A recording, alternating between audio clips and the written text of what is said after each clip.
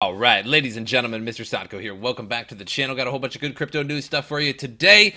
And the first article we have is that friends, in quotations, torture a crypto holder and they steal his wallet credentials. So another just glorious day in the crypto community. Just everybody just throwing out helping hands, getting people into crypto, away from fiat, and of course, interrogating and torturing friends for their Bitcoin. Not a big deal, right? That's just a small aspect of it. Come on.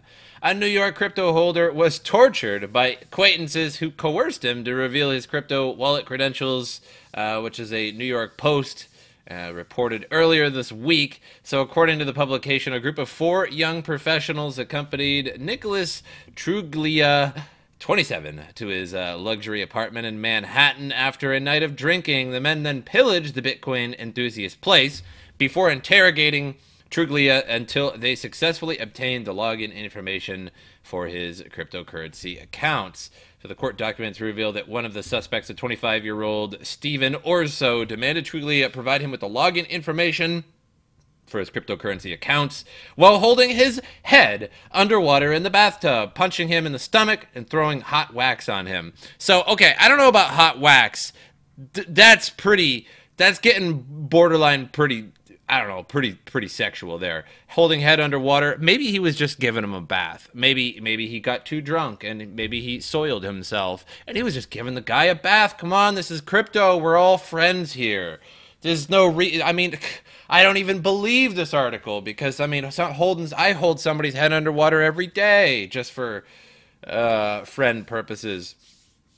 And punching him in the stomach, maybe he was just being a massage therapist and he was just trying to massage his large intestine in a clockwise manner for regularity.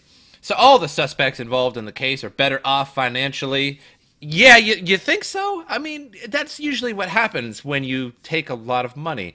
But that's not what they're talking about. With Orso being the son of a successful venture capitalist, the group frequently appeared at red carpet events in Manhattan. So if they're that successful, I don't know why you have to torture somebody for their Bitcoin. Surveillance footage from the high-rise shows the group leaving the victim's home 2 hours after they arrived. The court papers describe one of the suspects concealing a rectangular object under his sweatshirt consistent with a laptop. Truglia told police he woke up the next morning and found most of his electronic devices, including 2 phones, a laptop, and a hard wallet containing his cryptocurrency account information, were missing. He was unable to track one of the phones via a location app to an apartment shared by his friends. So, interesting that he woke up the next day before calling the police. Let me just say, I'm just going to throw this out there. Unless you knock me out cold, viciously, send me into an unconscious state, and then I'm probably bleeding from the head and probably dying. But either way, let's look past that.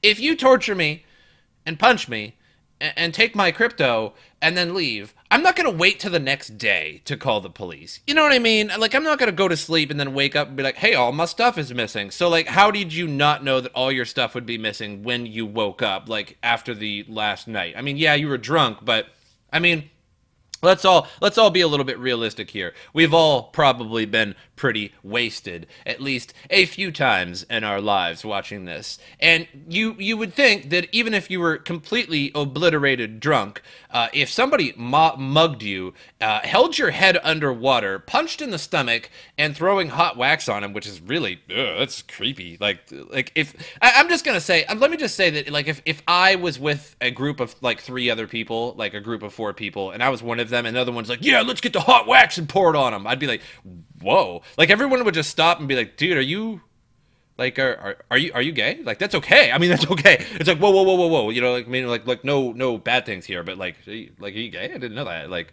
and he's just like, no, I ain't gay. Like, I just thought it would be torture. Like, no, that's, I don't know. That's not torture. I can think of a lot of other things. I'm just saying. So 2 days later, 2 of the suspects returned the missing hardware, claiming they brought it with them to keep it safe. The suspect's lawyer maintained the version his clients were helping a person who had been over-imbibed. And the accusations against the young experts were outright falsehoods. Each defendant has been charged with 1 count of second-degree burglary, and the men are expected back in court on March 14th. We were just keeping it safe for him. Like, we went to his house, like, we were just, like, holding him, you know, his shoulder was around us, and we're like, ah, man, we gotta get you to bed, dude. We'll lay you on your side so you don't, Bon Scott or whatever, and AC/DC and puke in the back of a car and then asphyxiate on it. So we'll make sure that we lay you on your side in your bed, but just for safekeeping, I mean, we're gonna take your laptop and all of your like flash drives and stuff like that, anything that has, you know, your Bitcoin information on it, we're gonna take that just for safekeeping, even though you're in your house and we could just lock your door. But we're gonna take that just for now and then return it 2 days later. It's okay. Crazy world of crypto, never a dull day, guys. Next subject. The judge ends a freeze on Charlie Shrem's assets in the Winklevoss lawsuit. So the Winklevoss lawsuits have been in the news lately because they were accusing Charlie Shrem of taking 5,000 Bitcoins from them. So the alleged issue is that Shrem took part of their $250,000 investment for his exchange BitInstant, and he used it to buy $5,000 in Bitcoin. So the Winklevosses argue that Shrem used the Bitcoin he acquired with their money to furnish a lavish lifestyle. Having served a year in prison for helping users of the now defunct Silk Road marketplace make illegal purchases, either Shrem has been incredibly lucky and successful since leaving prison, or more likely, he's acquired his 6 properties, 2 Maseratis. Ooh, Maserati. I just actually picked up my son one of those little Power Wheels, and it's a Maserati. He loves it. The 2 power boats and other holdings with the appreciated value of the 5,000 Bitcoin he stole. So, yeah, I mean, maybe, you know, because apparently the guy doesn't have, like, a dime to his name, or at least he shouldn't. Because Walt Maid reportedly said that one of the brothers' lawsuits have sought information on Shrem's holding from 30 institutions. They have only identified $10 in assets for Charlie Shrem. Per the report, the penalties agree that Shrem could spend up to $50,000 on monthly expenses. So, an interesting lawsuit here, because I kind of believe that he probably took the bit. Now, I don't have any evidence either way, but when you get out of prison, you know, usually the only reason why you're just instantly rich is if you were already rich, or you put away your bank robbery holdings out in the desert, 5 feet in the ground, and like you got out of prison and you're like, hey, prison bus. They're like, hey, where would you like to go? You're like, I'd like to go out into the middle of the desert, and then you can just leave me there. And they're like, why would you want to do that? Because I love the desert. I don't know. There's no reason, right? And then you go out there, you're like, hey, can we stop at Home Depot? I need to get a shovel before I get dropped off in the middle of the desert after my 1-year prison sentence. And they're like, oh, no problem. Like, we can get you a shovel, right? So, you know, 2 powerboats, 2 Maseratis, 6 properties, you know, and he's only got $10 in assets that they could actually find. Maybe he did, but apparently they ended the freeze. There wasn't enough evidence so far, so that's the first part of the trial. Apparently, the lawsuit. I think it's going to continue going on, but interesting. I'm going to keep an eye on this, and I'll give you guys more information as it comes. But for the most part, somebody took a bunch of money from the Winklevoss twins, and boy, doesn't that always happen to the Winklevoss twins? Like now we got Facebook, we got Bitcoin, we got all kinds of ideas. It's like the Winklevoss twins have no idea how to properly invest, even though they're totally loaded. Like, come on, guys. Man, you guys getting Facebook stolen from you and all kinds of stuff. Let's get real. Get your shit together, Winklevoss twins. Moving on to the next article. Companies are now avoiding the word blockchain in their company names, I guess. So that was a thing. So in 2017, companies tucked blockchain word into their corporate names to capitalize on the feverish excitement about the new technology. However, the trend reversed in 2018. Now businesses try to avoid the overhyped B word. So I don't know why it says Bitcoin all over here. They're talking about the word blockchain. That's okay.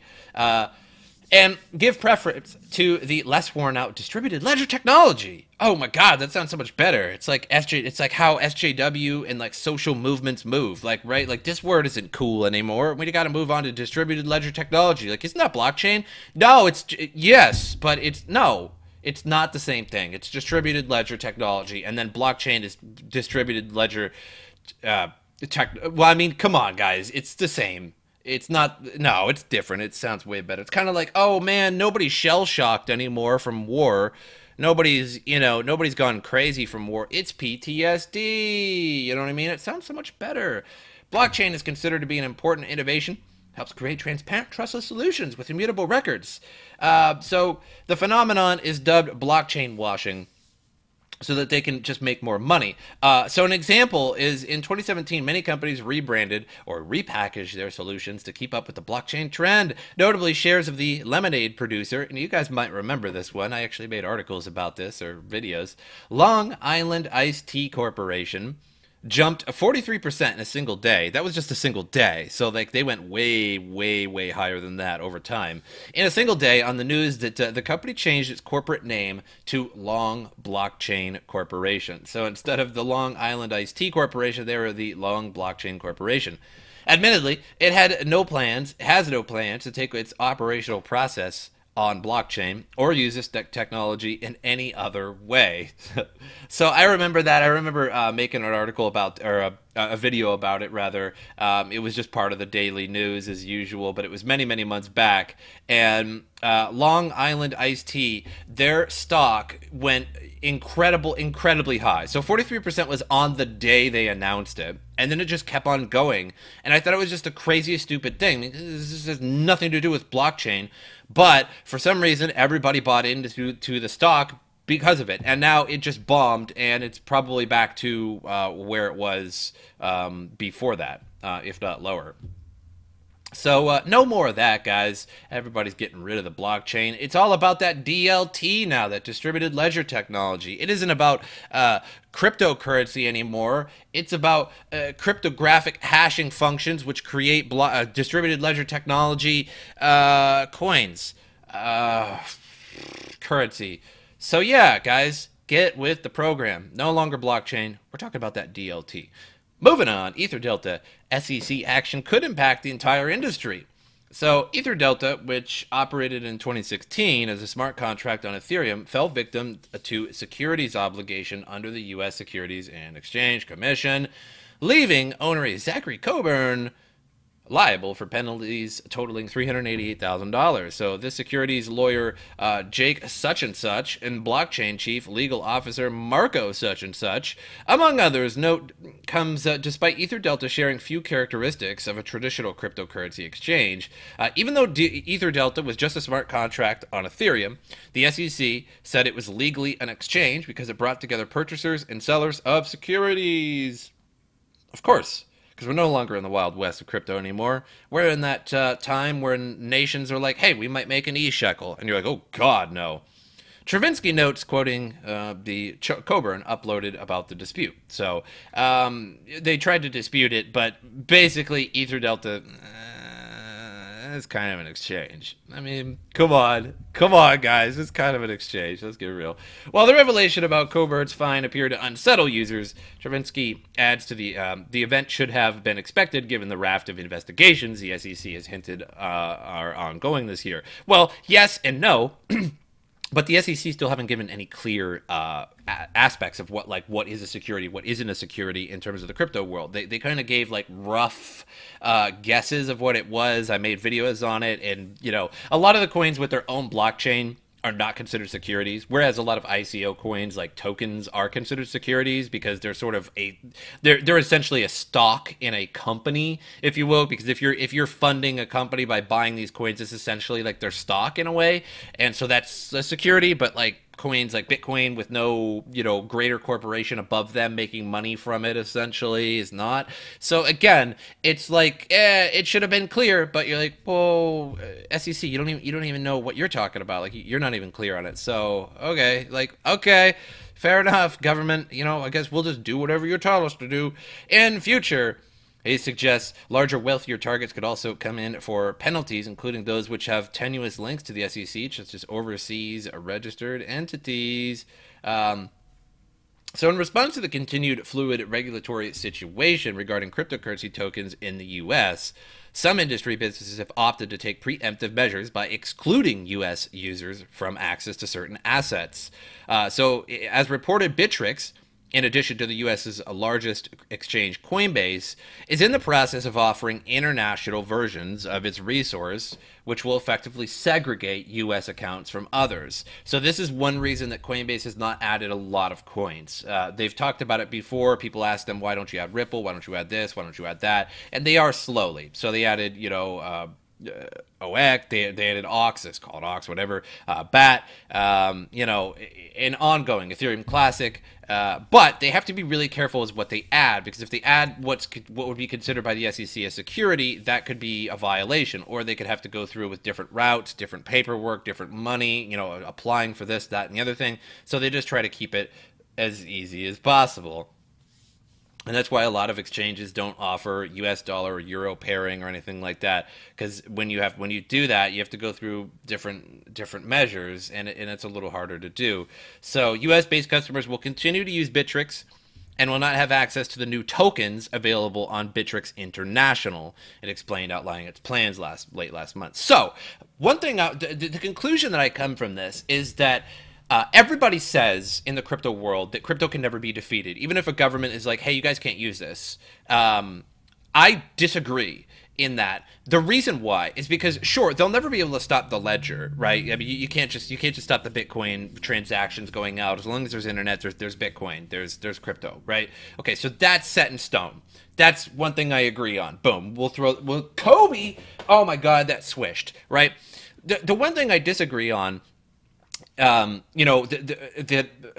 is that it can be stopped in a lot of ways. This is one of them, right? So if you use Coinbase, if you use Bittrex or something like that, you're in the US, you get limited. You're now not able to trade the coins that you want to be trading unless you go onto a different exchange, you do it in a different way, which is easy, but just going to show that, the way that governments can work around their laws and things like that can limit these exchanges and what they can give you. So you can go on Coinbase and you might find that, hey, I got these 5 different coins I can trade or what have you, and then somebody in Europe or something like that, where the SEC can't touch them, or wherever, they'll be able to trade more coins, or like on Bittrex, they'll be able to trade more coins, and you won't be able to have access to them. Another thing that governments can do is straight up ban the currency and say, hey, you can't use this. If you use this, you get a fine. If no exchanges can be in the U.S. So if you're a U.S. citizen and you sign up to a KYC exchange and you have a U.S. ID, boom, you're done. You can't trade. And that would take a lot of people out of the game. Now, mind you, a few people would still stay in the game, like myself. I would find ways around that. But you have to admit that would take away a lot of the massive aspect of it. A lot of people would just give up on it, essentially. And so governments really can stop crypto if they really wanted to. If they wanted to put down some laws against it, it would really stymie the price. Exactly like when China banned crypto exchanges from China. Bitcoin was $5,000 in September 2017. Now, and then it went to, within a couple weeks, it went to 3,000. And then it moved back up. So, it didn't stop it, but that banning created worldwide hype against it and just dove the price. And it later came back, but if enough, countries did that, it could be pretty bad over time.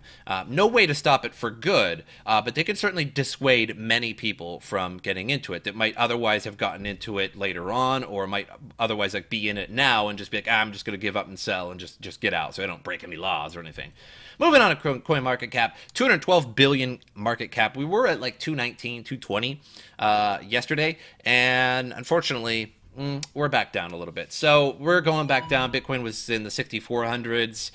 So we're just moving on back down. So no bull run just yet. However, I'm still a little bit optimistic, although it's waning just a little bit, a little bit optimistic for that bull run at the end of November, at the beginning of December, which is usually the case every year. However, 2018 might be a little different. So we're going to have to see. If you guys do see that bull run, though, make sure you guys act on that in some way, shape, or form, whatever that it means to you, because it's not going to last long. Because if you take a look at the bull runs throughout the history of crypto, Bitcoin, etc., they're typically pretty short-lived. Except for 2017 was a pretty big rise the whole year until the end. But for the most part, many years before that, there's just little tiny bull runs here and there, and they don't last long. So if you don't get on them quick, then you just have to wait till the next one, because it could be, who knows. Anyway, I hope you guys enjoyed this episode, and as usual, I will see you guys next time.